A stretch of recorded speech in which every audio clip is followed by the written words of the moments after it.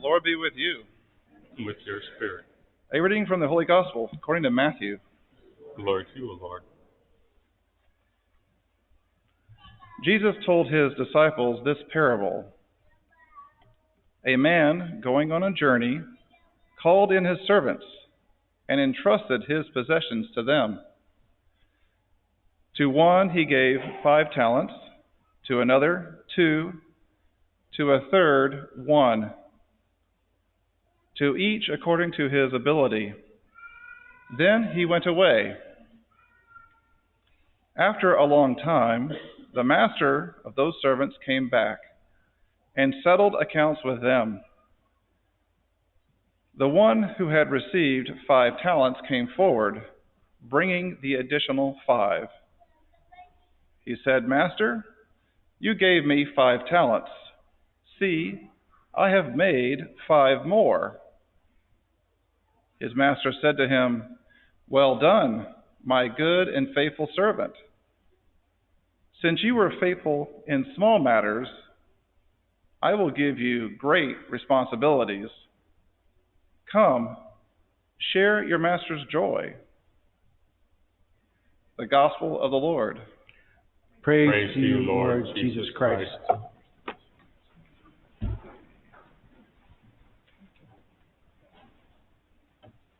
At my old parish, there was a fella who every time, I was there for 5 years, every time I saw him, I would say, like everything, "Hey, how you doing? How's it going?" And every time, he replied, "Sober and thirsty." Like, what in the world are you talking about? So when I hear this reading from St. Paul telling us to be sober and alert, I can say from the bottom of my heart and my being and my soul, I am so tired of being alert. It feels like for the past year, it has just been one long state of DEFCON 5, right? Worry, be prepared, don't do this, don't do that, you got to do this, you got to do that, be vigilant, never give up, never give up, never give up. It is taxing, right? But we have to do it, right? It's the smart thing to do. It's the charitable thing to do, right? And then, of course, with the election, oh, God, when is it going to end, right? When is it going to end? So, and then when you talk about there, we're very tired, at least I'm tired of being alert. Now, sober is a different ballgame. Look in a liquor store or in a grocery store and see how much the stocks of margarita mix and tequila, how much are out there. They have special margarita sections. It's like margarita therapy. So I'm tired of being alert, and a lot of people are tired of being sober. So that's just how it goes. But we look at this whole thing, right? We're just waiting for it to end. We're just waiting. Everybody says with the COVID, it's right around the corner. Just wait. It's coming. Here comes the vaccine. Just wait for the vaccine. Oh, no. Here comes more COVID. Here comes more COVID. And it's like it just won't end. And then with the election, is it going to end? I don't know. Maybe someday. But it's tiring. It's just so taxing.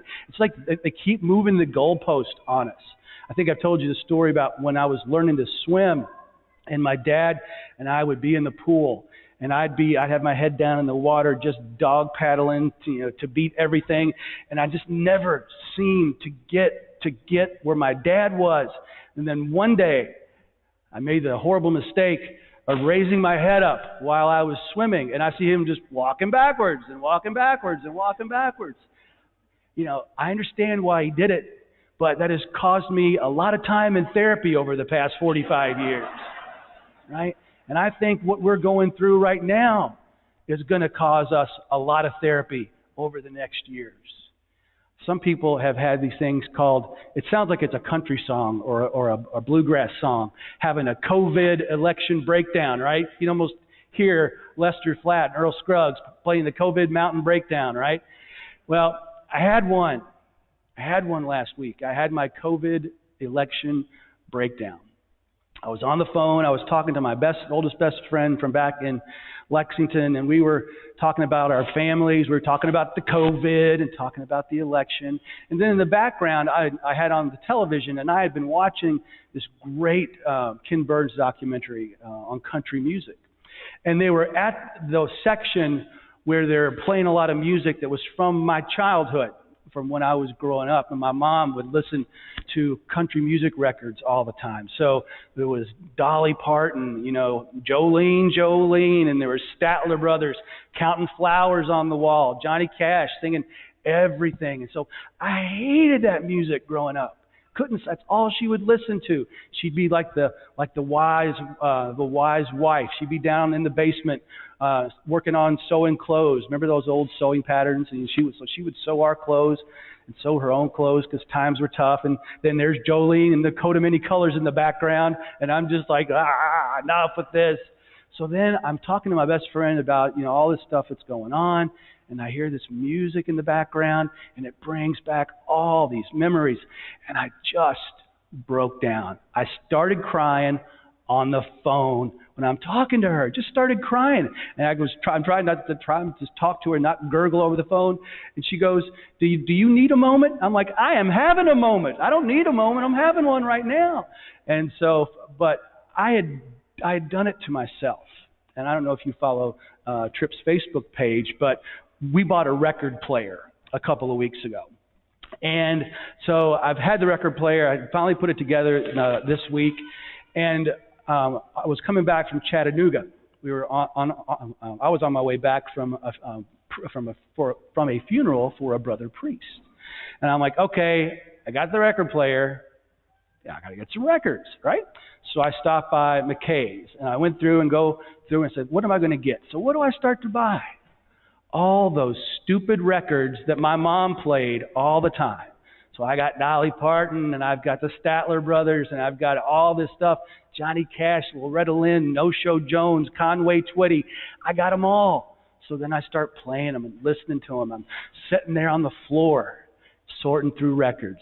When's the last time you did that? A bunch of you have never done it. So all this nostalgia is coming up in my mind. I'm trying to have just a little bit of peace to forget everything that's going on around me for a little bit, but I'm loading myself up with nostalgia. And if you guys understand the word nostalgia, algia, the root word, the root suffix, means painful. So here I am just making it worse and making it worse and making it worse, because all I want to do is just not think about what's going on, and then I have the breakdown. Because I don't know when it's going to end, right? We don't know when any of this stuff is going to end, right? Think about how the Thessalonians were reacting, right? They had been told that the second coming was coming, but they thought it was coming soon. They're walking every day, taking every step, thinking it's coming, it's coming, it's coming. They knew it was coming, but they thought it was right around the corner, right around the bend. Now, we, as Catholics, we believe in the second coming, right? We say it every Sunday when we say the creed. I believe that God will come again and judge the living and the dead, and His kingdom will have no end, right? We say it, but I think we believe it. But do any of us in this room believe it's going to happen in our lifetime? Raise your hand if you think it's going to happen in our lifetime. Everybody's like, nope. I got one back there. Okay. All right. You're prepared. You're the only one so far. So good for you. But everybody's like, no, it's not going to, it's going to happen sometime later. It's going to happen sometime later. But so they're living their life expecting it to happen, but they're living their lives in different ways. You got some people on this side who are just, marrying and burying and doing all this stuff, going through the regular life, not really thinking about it. And you got some people who they think, yep, it's coming. I'm getting ready for it. I'm doing all the right stuff. Got my ducks in a row. I'm ready for Jesus to descend from the heavens and take me back to heaven with Him. And you got these other people over here who are so freaked out about it and so worried about the second coming, they stop functioning. They're ignoring their families. They're ignoring their community. And they've physically stopped. They're frozen. So St. Paul says, listen, we are children of the light. We are not children of the darkness. Children of the darkness are people who are focused on the things of the world, the things of mammon, the things that are earthly, the things that are secular. The children of the light are focused on the eternal light, the presence of God in heaven and being with Him forever. Right? We are children of the light. Our life starts primarily as soon as we're baptized in a white garment right there in the back of the church, almost always underneath the light of Christ. And then when our ticket gets punched and we end up down here, when we die, we're covered in a white pall in front of that same light of Christ. And hopefully the time between back there up to here has been a fruitful, well-lived life. Not focused on the things of the earth. Right? When we get to heaven, we're not going to remember any of this stuff, I think. I hope. I hope I don't remember the past year or 2 years. Right? Because we're going to be so happy to be in the presence of the light of Jesus Christ, none of this will matter. And what we're supposed to do between that light and that light is build the kingdom of God here on earth, so that the time that we live here on this earthly structure, we will be in the presence of God in a different way. But when we are focused on everything else that distracts us from the light of Christ, we are not building the kingdom. We are not taking what God has given us and using it and investing it and building upon it. We're like the one who didn't do anything with it. He just took it and held on to it because he was scared. My friends, if we are truly children of the light, we will indeed fear the Lord, for He is good, but we will be children of the light and act that way, looking forward to God's presence everlasting and not fearing the things of earth.